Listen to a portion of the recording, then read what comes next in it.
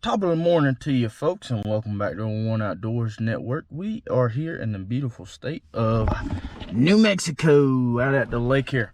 So yeah, excited.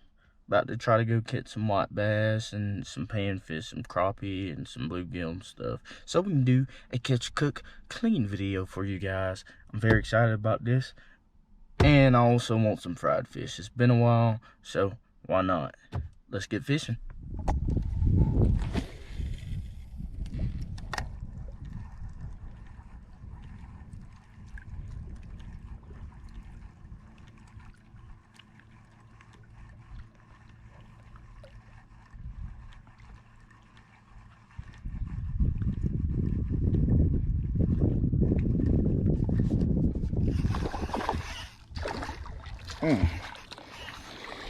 Right here at the bank, first one.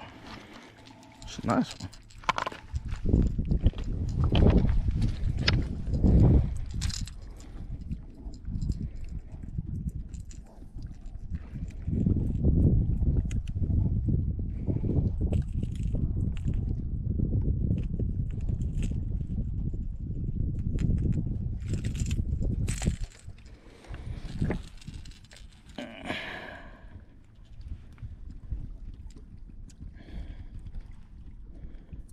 Anytime I'm crankbait fishing, I always grab the fish first with the pliers. And then grab the slip, that way you can't hook me. But first fish of the day, snap a quick photo. That's a good eater, we'll keep it. There he is.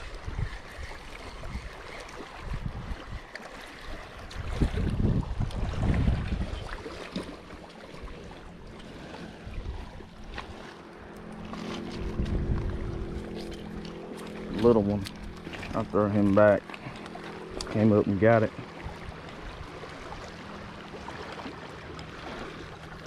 Calm down, little guy.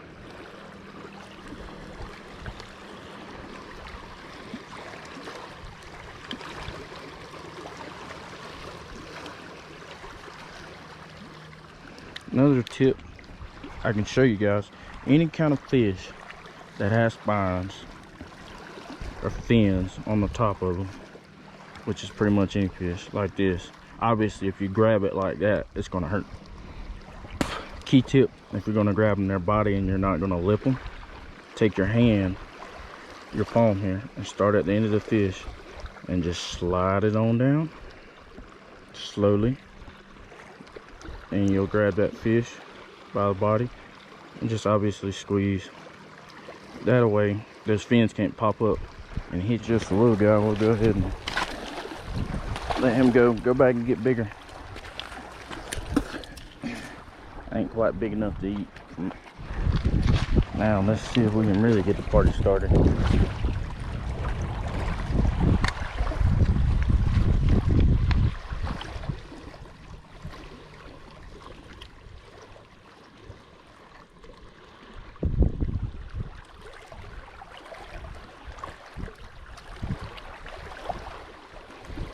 Another crankbait tip: when you know you're in a super shallow area,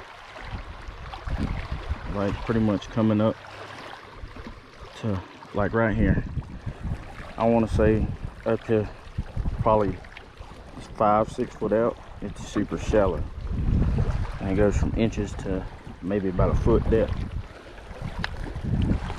And the crankbait is designed to dive and hit the bottom, hit all the rocks, and cause a ruckus.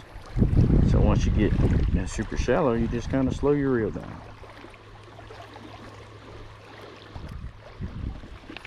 There's one.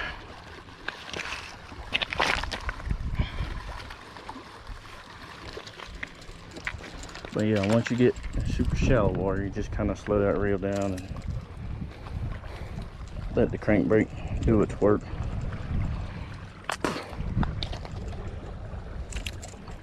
Alright, calm down, little guy. He ain't quite big enough to eat, so we're gonna put him back in the water here in just a second. Right. Get these. Well, we'll snap a quick pick of him, get him back in the water. Fish number 3 for the day. Booyah! Phew! Man, it is getting hot. Well, folks, didn't quite catch them like we wanted to. Happens. But you're in luck. We got some fish in the freezer. And we do have one keeper white bass, so I'll go ahead and roll that sweet footage right after this, showing you guys how I fillet them. And then after that, we'll get them cooking fish. Normally, I like to let my fish sit overnight, but just for y'all, or overnight on ice, but just for y'all, I'm gonna go ahead and knock this out right now. So what I like to do, good marker, or good 2 markers, this gill plate here on like the side of their face. Their gills are inside there, so here, and this pectoral fin right here is my start point. That's where I want to make my very first incision. So I'll take my sharpened blade, and then I'll come right here at an angle, push down, excuse me, and then just make my first incision. Excuse me, I don't know what I'm thinking. I'm thinking this is a different fish. Anyway, so with white bass, or any type of bass, you gotta go right behind that pectoral fin. For some reason, I was going up ahead of that. But, and then you just cut it all the way up, back toward the head like this.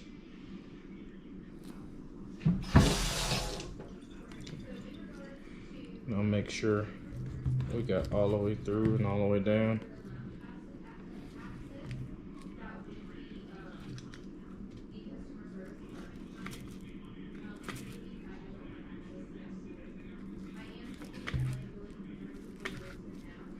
Now, once you've made this first incision, what you do is you take the blade of your knife and go to the top here, up here, and you'll find the spine with your knife and press down against the spine, then turn your knife that way and start sliding down, or cutting down, excuse me. You want to keep, it's really important to keep that knife tip pointed downward, or blade. You don't want to go too far into the meat just yet. You just want to cut down the spine there.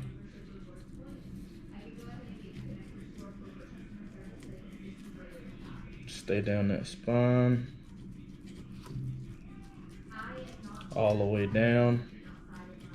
Then once you get to the end of that tail, then you'll stick that blade all the way through.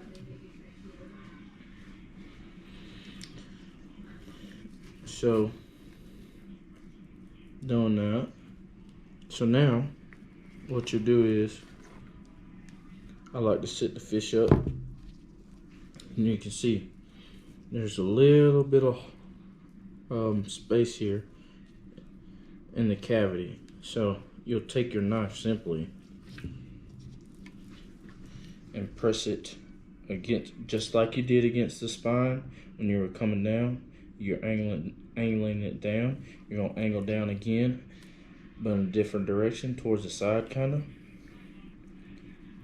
and just slice through. Pretty much, just slice through. Then you'll feel the ribs as you come over them.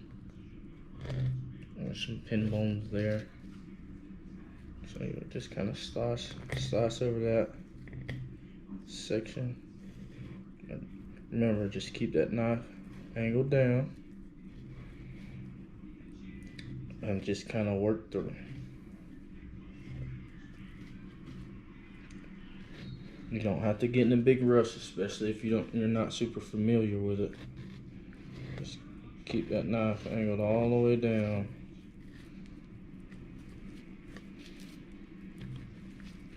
And just keep cutting. And once you you'll see kind of where most of it's just like skin and not a lot of meat towards down by that belly area. Go ahead and start cutting that off up top.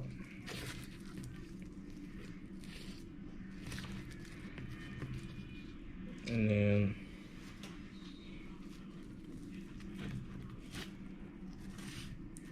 keeping that knife angled downward. The meat from the carcass. So now we're going to separate the meat from the skin. Simply how I do that is I'll take it and find like the very end of the meat. As you can see, the skin is still on there. I found the very end of the meat, just enough to where I can grab with 2 fingers. And I cut a slit, straight line right here, right across. And I'll grab and hold on. So I'll cut that line down to the skin, to just where I can hold on. And I'll actually go back to that line and angle my knife downward toward the skin and work it all the way up to separate the meat and the skin.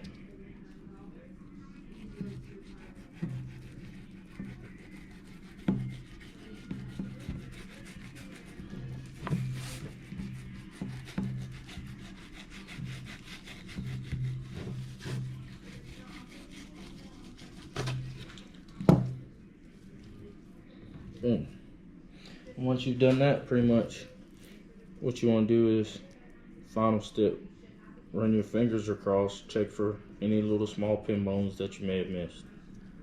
There you go. We'll go ahead and hit this water.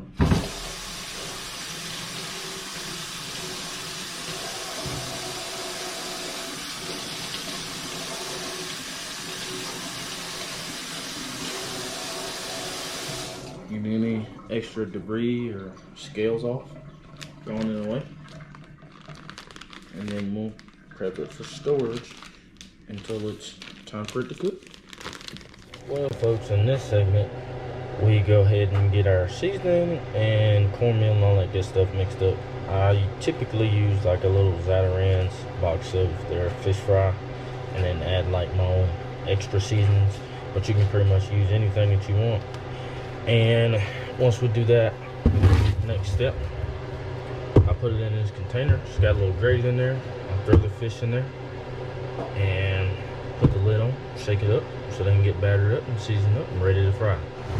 So, key tip, when you're frying fish, how you can tell if it's done: 1, starts falling apart; 2, starts floating. Like that. See how it's floating in the top? That's pretty much how you can tell.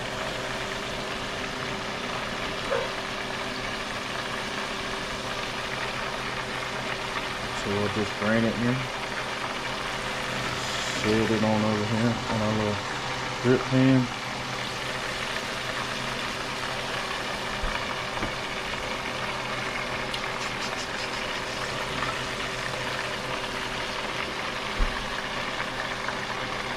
And usually around the time they start falling apart is also around the same time that they start floating.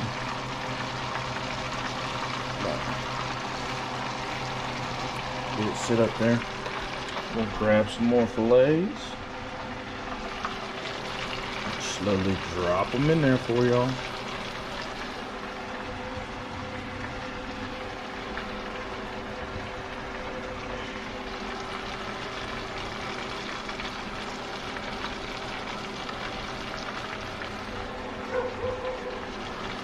And this is the last of the fillets, so we'll be moving on to the Catfish Nuggets, which is like my favorite.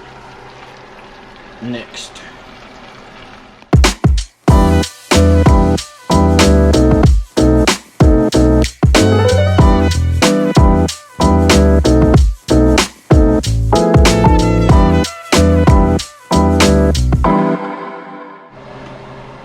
And we have finished product. Of course, we got to do a taste test. And that's pretty good if I do say so myself. Once again, folks, thanks for watching.